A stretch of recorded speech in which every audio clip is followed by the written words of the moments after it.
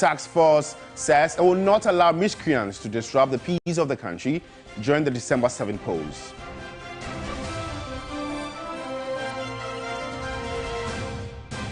Also coming up this morning, Jubilee oil field production declines marginally due to challenges with some wells.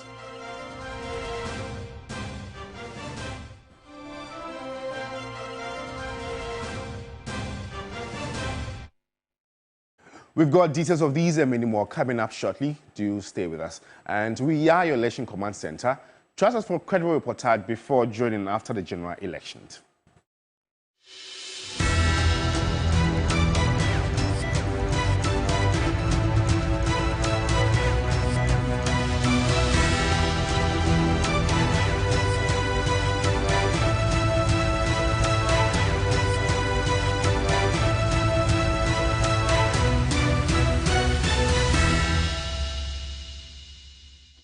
Just so you know, you can get interactive with us. Go to Facebook, TV3 Ghana, and share with us your observations and opinions. And now, a former special representative of the United Nations Secretary General for West Africa, Dr. Mohamed Ibn Chambers, is cautioning against complacency ahead of Ghana's December 7 elections. Speaking at the signing of a peace pact, he emphasized that the mere act of signing the peace pact was not enough to guarantee peace, urging all stakeholders to remain vigilant and proactive in upholding their commitments.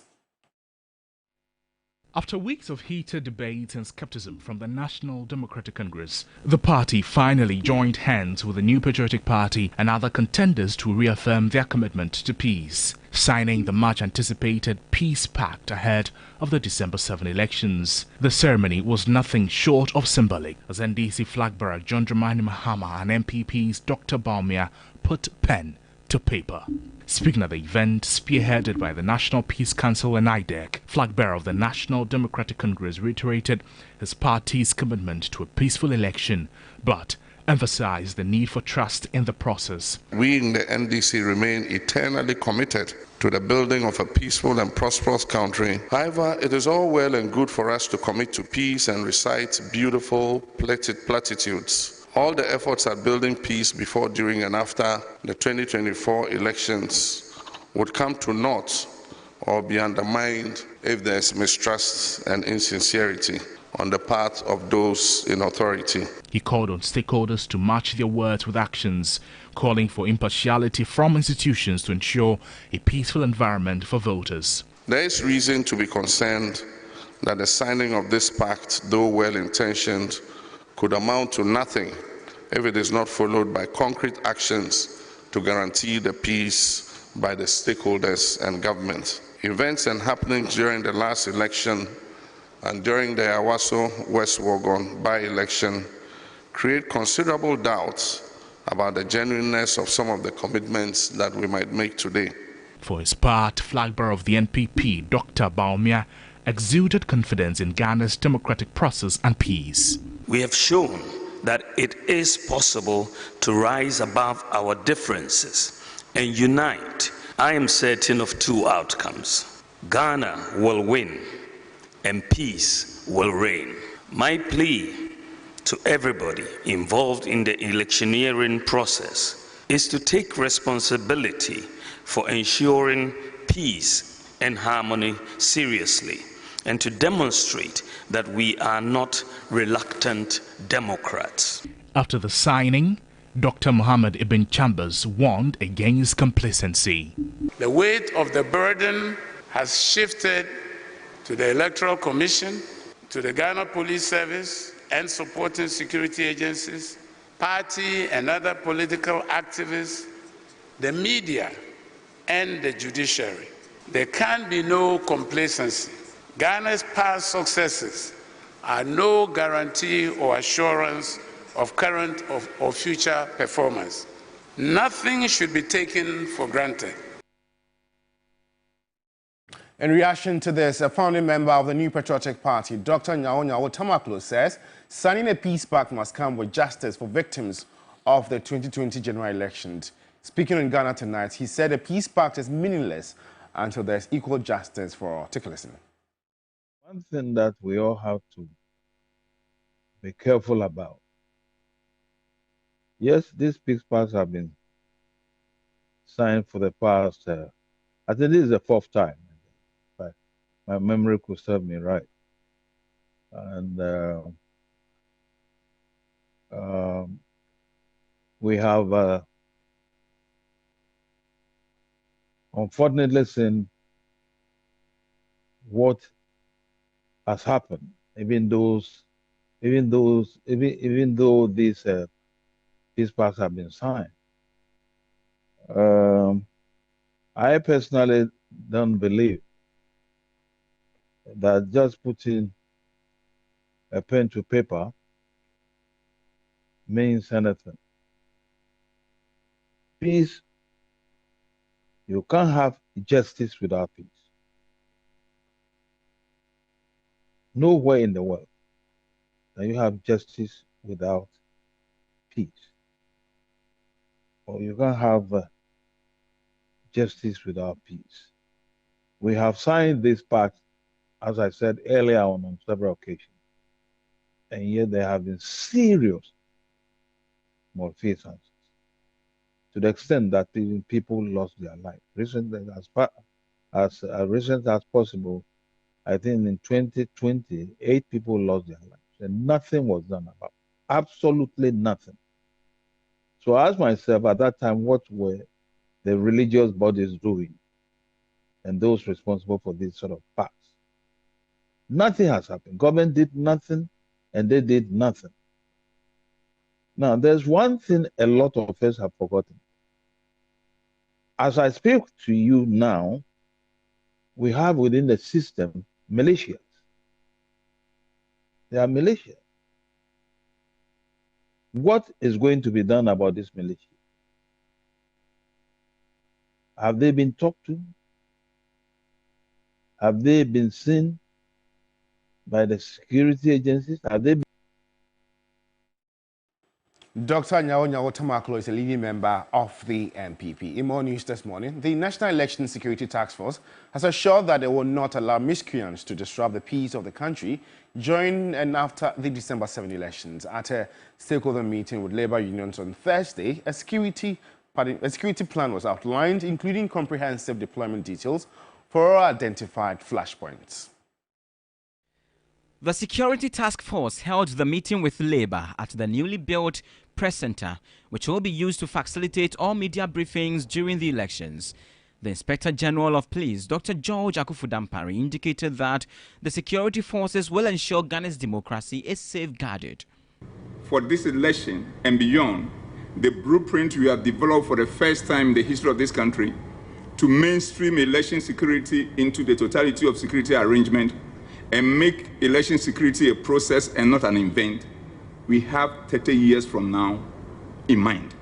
Members of the Election Security Task Force took turns to warn against any attempt to disrupt the peace of the country. We will not allow miscreants to come and disturb our peace. They dare cause mayhem, we shall deal with them. We are doing our best, and specifically in prisons. I don't have enough rooms for more clients, so I prefer everybody being law-abiding during the elections. The business community is aligned that violence is never an option.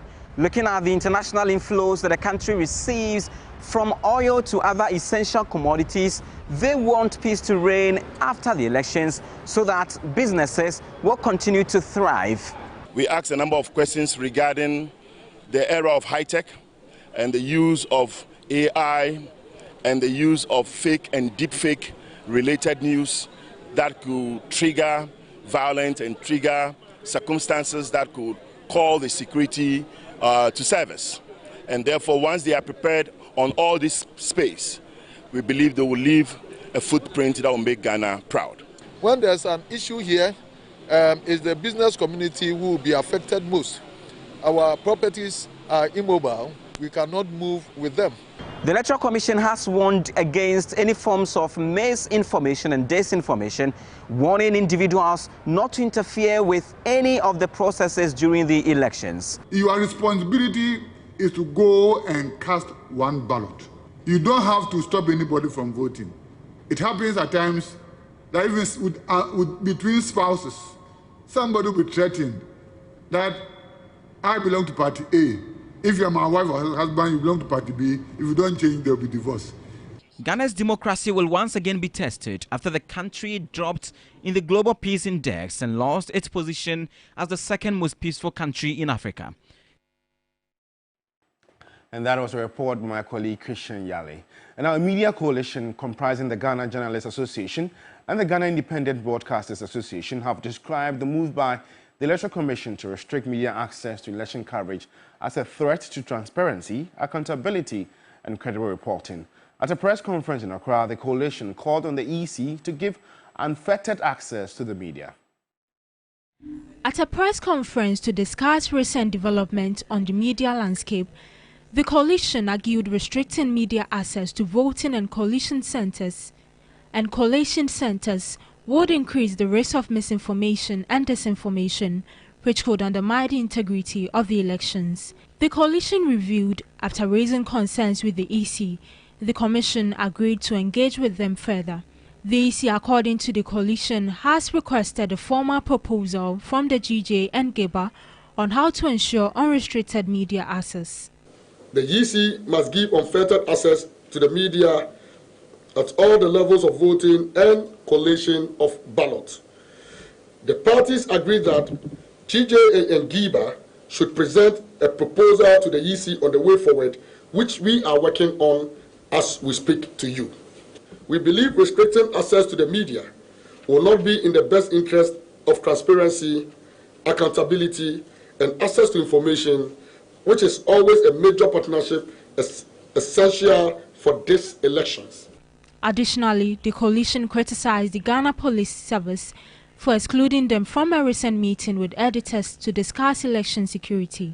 Although members of the media coalition are the professional umbrella bodies of the media industry in Ghana, who represent the interests and concerns of media practitioners and media houses, we were surprisingly not invited to the said meeting. We are of course to believe that was deliberate rather than inadvertence, as the police tried to avoid our role, eagle eye and agility to protect and promote the interests of the media industry. While acknowledging the police's promise of regular election briefings, the coalition raised concerns about the centralization of police communication, arguing that it could lead to misinformation and limit journalists' ability to report accurately. The coalition called for a greater collaboration between the media, the EC and the police to ensure a credible and transparent electoral process. Well, if you just tuned in, you're watching the first bulletin of the day on TV3, coming to you live from the news app here at Adesawe Kanda. In more news this morning, the former national chairman of the National Democratic Congress, Samuel Ofosu-Ampofo, has charged the people of the Guan constituency to express their anger on December 7 by voting 100% for the NDC. According to him, it was unfair for the people of Santro Kofi, Akpafo, Lolobi and Likpe to be denied representation in Parliament, resulting in underdevelopment in those areas. Here's a report by Evelyn Tingman.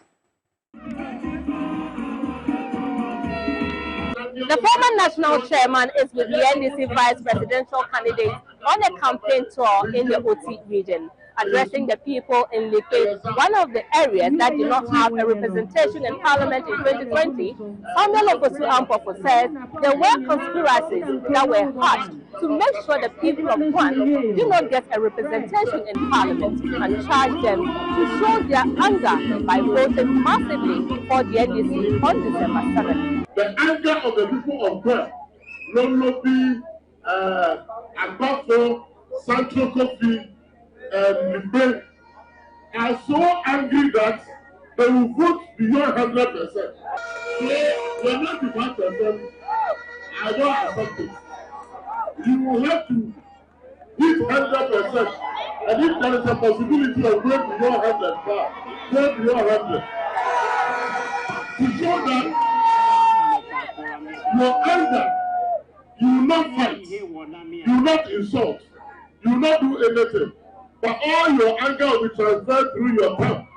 And on that day, 7th December 2024, go there with all the anger in your heart and your hands and go and vote for John Dramani Mahama to become President of the Republic of Ghana. He noted the underdevelopment in the constituency and called for a communal spirit among the people. The government has denied you your representation and your development. Because if you have an MP for 4 years, the MP for every year will get the MP share of the common fund and use that common fund to supplement the district fund to develop the constituency.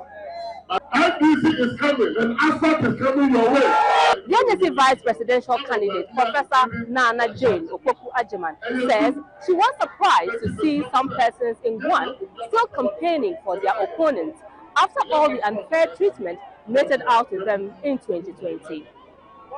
If I were driving up and I saw the flags of our opponents, I was particularly surprised because I thought, but I thought I was coming to serve. Is he joining the party that denied you a vote?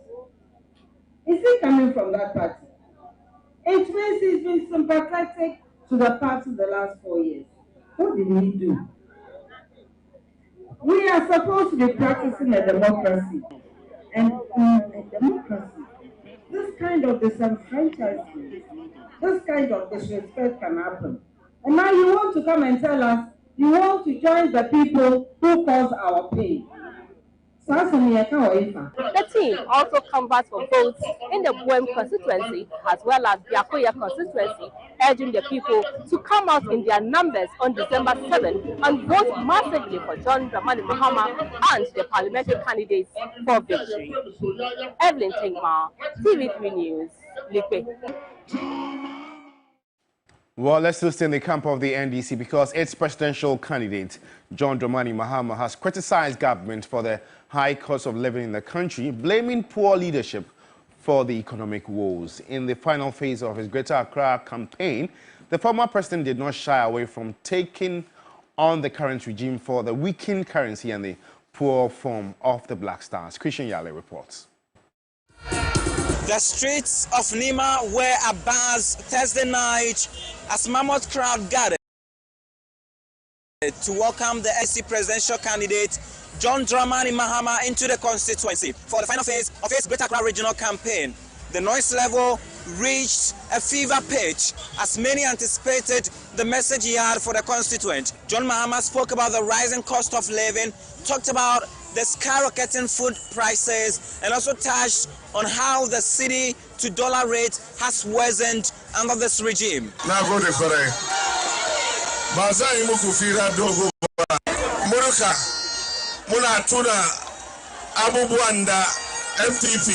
We all remember what the NPP said about the NDC government. At the time, I wouldn't say everything was going perfectly well, but there was so much peace in the country. Akufo-Addo said, we were sitting on money yet we are hungry. But at the time, Kinke was selling at 1 cedi. Now, if you want to eat 3 balls of Kinke, you would need 15 Ghana cedis. And if you add 1 fish, that makes it 20 Ghana cedis. So I'm reminding you, the people of Ayawaso East, that they have failed. So let them pack their stuff and leave. He also did not shy away from touching on the poor form of the Black Stars, especially the AFCON failure, which has got many talking about a possible restructure of the Ghana national team. Things have spoiled so much that it has affected our Black Stars. When I was in power, the Black Stars were competing in AFCON, but during the time of the NPP, the Black Stars couldn't qualify. This is such a disgrace. Black Stars, that's the African Cup of Nations. Black Stars and Ghana. Having toured 15 regions and over 235 constituencies across the country, John Dramani Mahama is set to begin his campaign tour of the Ashanti region from Friday. This is coming just a few days after the president, Nana Akufo-Addo, stormed the region to canvass for vote for the NPP presidential candidate, Dr. Mahmoud Bawumia. Christian Yale, TV3 News, Accra.